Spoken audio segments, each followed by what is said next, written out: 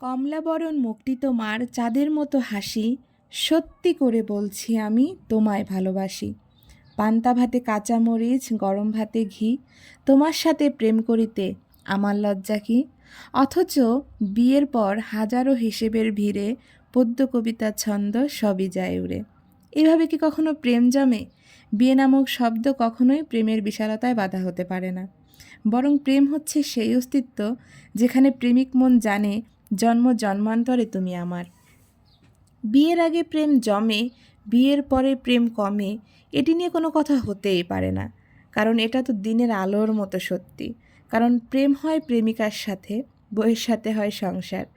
প্রেমিকাকে আদর করে বউ বলে ডাকা যায়, তাকে বউ বলে লোকের কাছে পরিচয়ও করিয়ে দেওয়া যায়। কিন্তু বউকে কি শুধুমাত্র প্রেমিকা বলে পরিচয় করিয়ে দেওয়া যায়? এটা কি সম্ভব? সর্বনাশ হয়ে যাবে, ভাত বন্ধ হয়ে যাবে। বিয়ে নামক ঘটনার পর আর প্রেমিকাই থাকে না। আর যেখানে প্রেমিকাই থাকে না, সেখানে প্রেম জমবে কিভাবে বলুন তো? সেখানে তো প্রেম হারিয়ে যাবে। এটাই স্বাভাবিক, এটাই বাস্তবতা। ধন্যবাদ, থ্যাংক ইউ ফর ওয়াচিং।